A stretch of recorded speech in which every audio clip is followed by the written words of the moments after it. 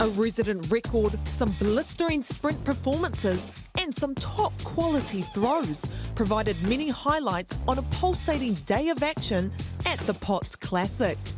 Catch up with some familiar faces, new up-and-comers and a day full of excitement as we enter the world of local athletics. It's time to get ready for On Your Marks.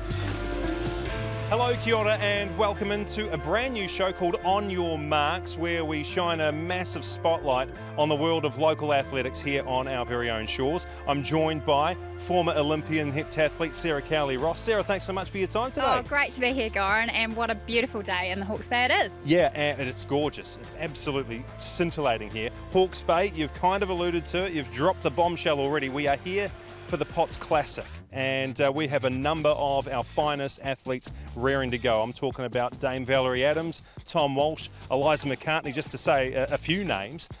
How pumped, but more importantly, how ready do you think these athletes will be to compete here today? Oh, I think these athletes are very, very ready. I've seen a few of them already today, and they're hungry to get out here and compete. It's been a long time for them, and they've had to endure a challenging 2020, Absolutely. like many people, but they're ready, and they're ready to platform off this great event today.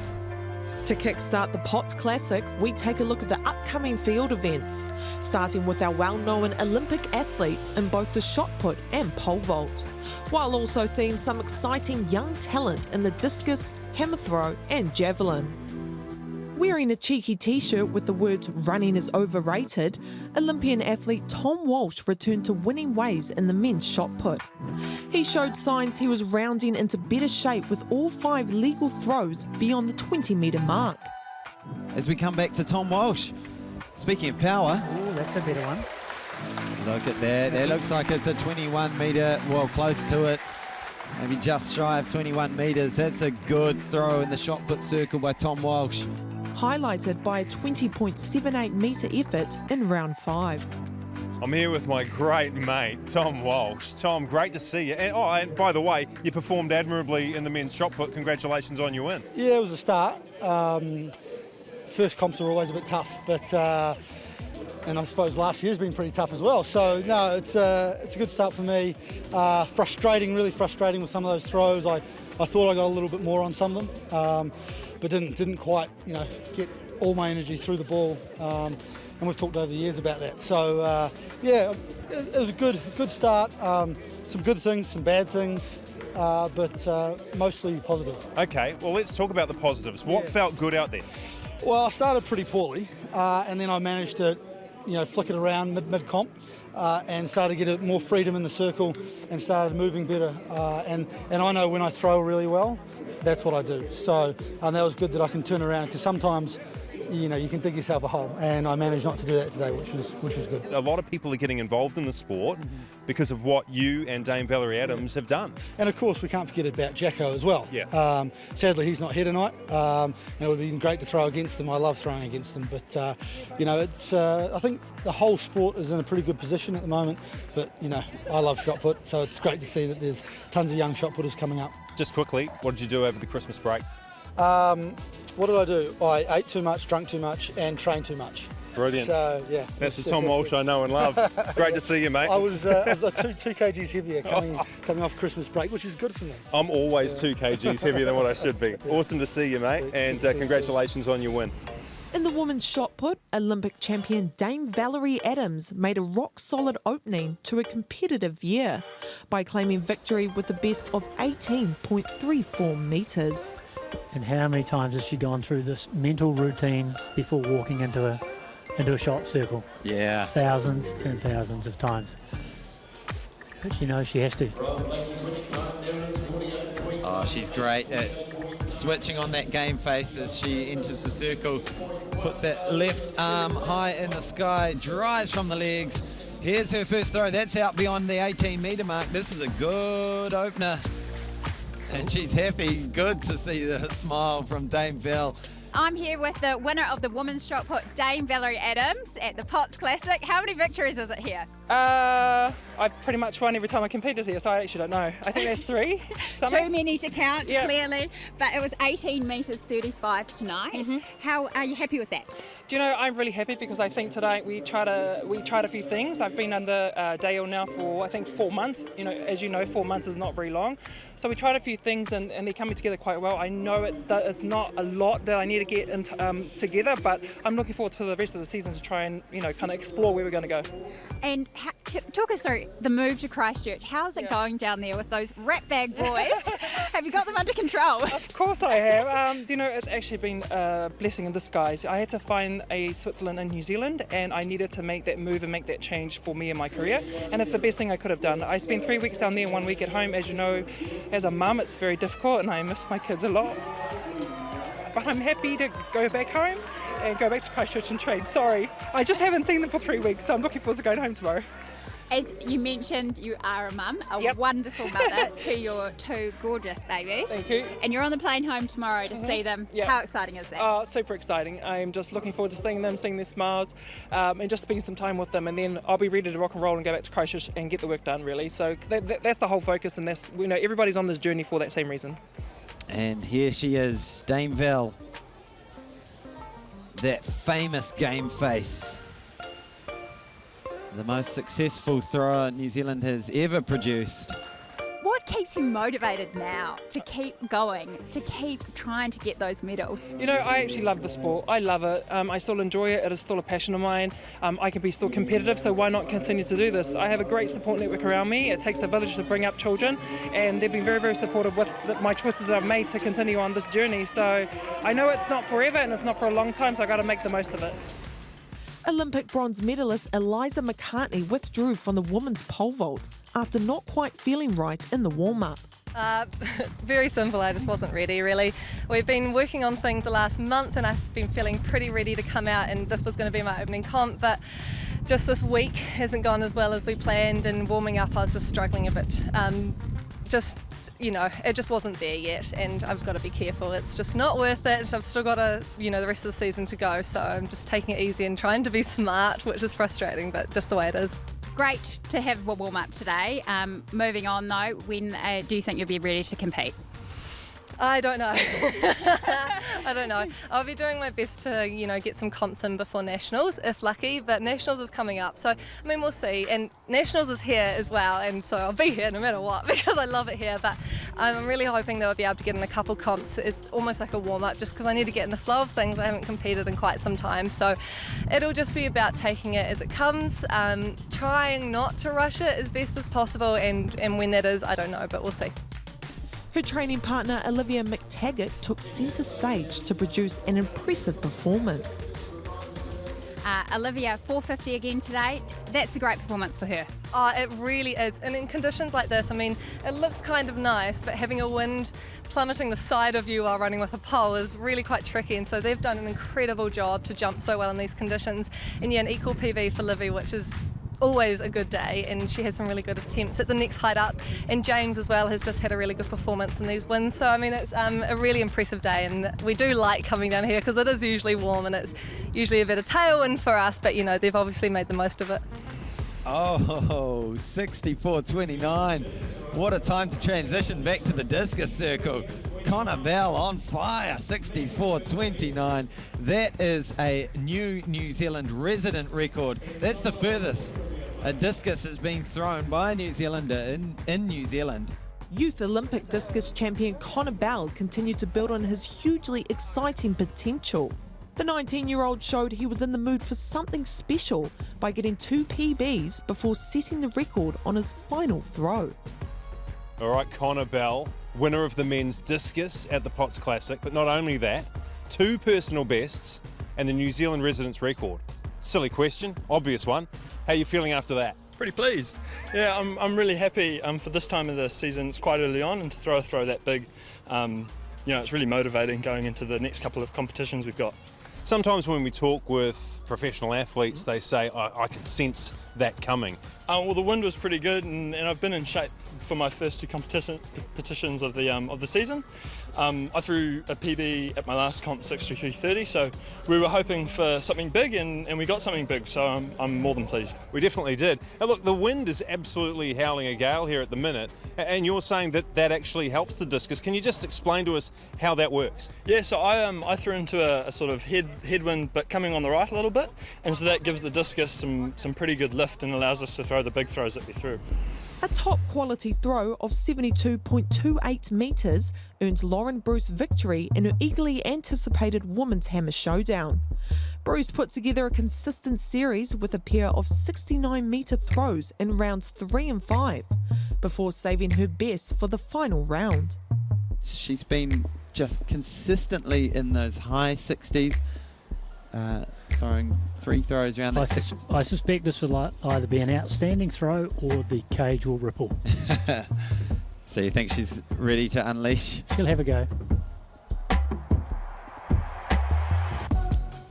So getting those clockwise spins going, releasing, and is it over 70 metres? It is. Easily. It's well over 70. So this is going to be fascinating as you said it, Terry. It's well over the 70-metre mark. All right, we're here with the winner of the women's hammer throw, Lauren Bruce. Fantastic effort on the last throw. Do you just want to talk us through it?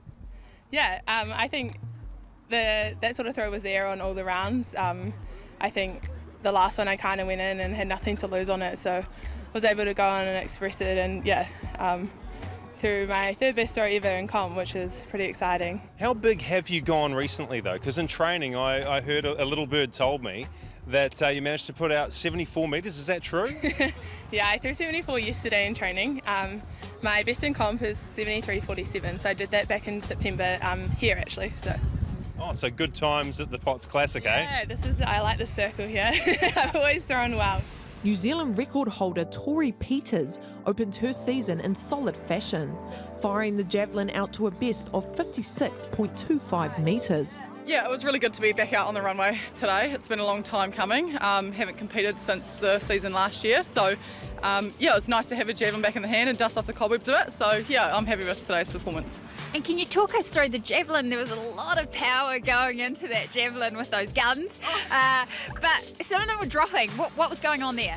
Yeah, so I mean, like javelin's quite a technical event, so a few technical errors on my behalf, not quite hitting it clean through the point of the javelin is what we would say, so affecting the flight quite a bit. And there's some tricky winds out there, so if we don't throw the javelin quite through the point like that, nice and clean, it is going to stall the javelin a lot in the air. So unfortunately for me today, wasn't quite clean enough through the point, and something to work on going into the next competition.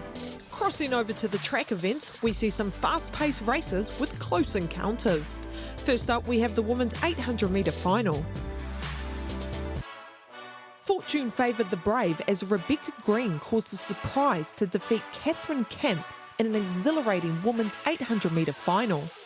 Green kicked hard at the bell and rapidly opened a 10-metre lead. There we go, Rebecca Green running wide, putting the...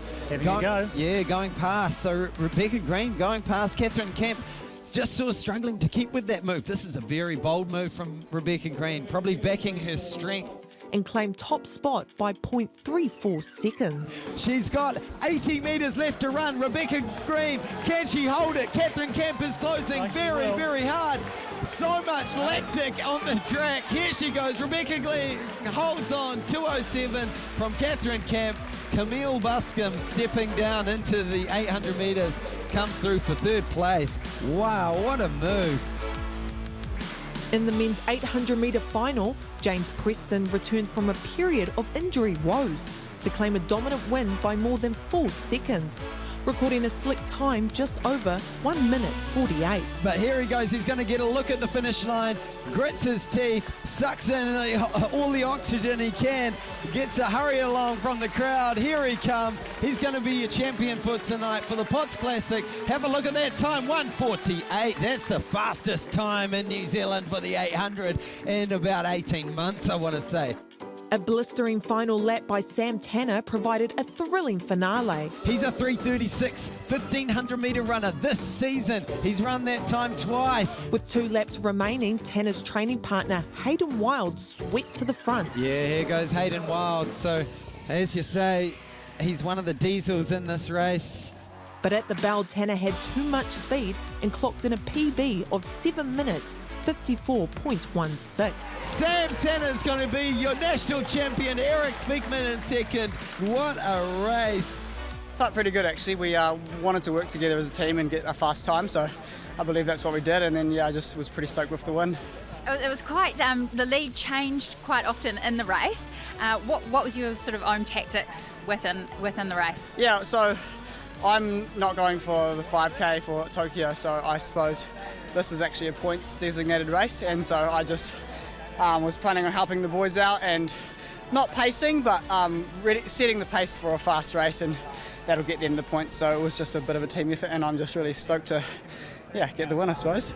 Tian Falpin shook the foundations of New Zealand sprinting by claiming victory in the men's 100-metre final. After making a slick start from the blocks, Falpin quickly opened up a clear advantage on the track. You said it, Tian got the good start. Here he goes. Tian is actually pulling away with this one. Tian Welton, he's going to take the win. Can Eddie pull back? Tian Welton takes the win. The Cantabrian continued to maintain his lead for the remainder of the race, with favourites Eddie Osei Inkatia in second and Joseph Miller in third. And we're here with the winner of the men's 100 metres final, Tian Felton. Congratulations on your efforts. You beat out a couple of the favourites, Eddie and Joe. How does it feel to be in that rarefied air? Oh, I'm super happy to be where I am now. It's not been easy to get here, and I'd like to thank my coaches for helping me get here. But, I'm really happy to be here and really happy to just take part. I was happy just with the PB, but to take the final out, it's a great bonus, so very happy. And what about linking up with the other guys for a relay soon? Will we see that happening? Yes, there are plans in the works to run a men's 4x1 at ITM. I believe that's in 2 weekends' time in Christchurch. So we're going to give the New Zealand record a go, I think, with this group of athletes we've got at the moment. But yeah, very much looking forward to that. Very humble. And I must say, as somebody who's rapidly losing their hair, I'm very jealous of your lid. That is exceptional. What's the inspiration there? So I always used to keep it really short, and then throughout lockdown, a bunch of people told me to grow it out because normally when it's short, it's not curly, and the curls came, and a couple of people told me they like the curls, so perhaps, it could be like Samsung, and this could be the source of my speed, so maybe I should keep it for now, but yeah. Never cut it off. Never, ever cut it off. Good stuff. Yeah, nice. Zoe Hobbs further cemented her status as New Zealand's fastest woman by claiming a decisive victory in the women's 100-metre final in a time of 11.57. But here she goes, getting up to speed. Zoe pushing away from this field. Here she goes, Zoe Hobbs, the queen of New Zealand sprinting. Unfortunately, we had headwinds today, so it wasn't the day to try and crack the New Zealand record because I was after that. But for me, it was just another day out there to practice my race simulation and work through the start through just to the transition. So at least I can walk away with something today. But yeah, trying to get out there and hopefully next time get the New Zealand record. 100 metres aside, Zoe Hobbs and her 4x100 metre relay team are in a race against time to qualify for the Tokyo Olympics. Honestly, it just excites me from my soul. It's so exciting. It would be an absolute dream come true. It's a pipe dream that's become a reality in recent years as the women's 4x100 metre relay team accelerated to record heights.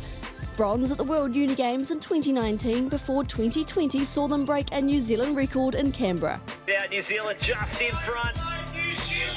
And on the depth. I think New Zealand got us. We were pretty undertrained. We didn't really train together as a group, but we pulled it together on the day and we managed to sneak in and beat Team Australia as well, there was effort. It's the result of over a decade of healthy competition, with up to 8 sprinters consistently competing for a spot on the team. We're a special group that we switch on, we switch it off. So when we're at the track, we're friends and we support each other 100%. Having grown up together on the athletics circuit, they're arguably the closest elite squad. This one probably is the most. Zoe and I are completely different. She's very quiet. No, I'm kind of the serious one at training, but then every now and again I'll come out in bed. Yeah, sometimes she keeps me in my place. No, actually she'll be like, Simone, you chill out. I'll be like, okay then. But all jokes aside, this bond has seen them become the best relay squad the country's ever seen. They just keep getting better and better, and the younger ones are coming through as well. And it's just keeping the relay ball rolling, really, and getting them excited about another opportunity other than just sprinting. And it's paying off as they now seem a legitimate chance to become the first Kiwi team to line up at an Olympic Games. If it wasn't for COVID. The best stepping stone is to go to World Relays and try and come top 8, and then that gives us an easier stepping stone into majors. Easier, but it's still hard. That's because they need to shave almost a second off their best time to qualify for World Relays, without any decent competition to race against. If they make it, top 8 is no easy feat, and that's before you throw in the issue of quarantine. Yes, it just fuels the fire. Like, we just want to prove that we're good enough to go out there and do it, and we know we're capable. And as they've proven many times over, they only need one opportunity to do it. Looking ahead at the season, we've got the Cooks Classic in Wanganui, then heading to Hamilton for the Porritt Classic, the one and only Capital Classic in Wellington, and the big main event in Auckland for the Sir Graham Douglas International. And Sarah, that about wraps things up for us here on Your Marks. It's been an absolutely wonderful day here. Oh, how lucky we are to have witnessed some outstanding athletics performances, and how lucky we are in New Zealand to be able to have held this meet. Yeah, just remember that you can catch all of the footage from the Potts Classic meet on our Sky Sport Next YouTube channel. On behalf of Sarah and myself, this is us signing off from the beautiful Hawke's Bay for On Your Marks. Catch you next time.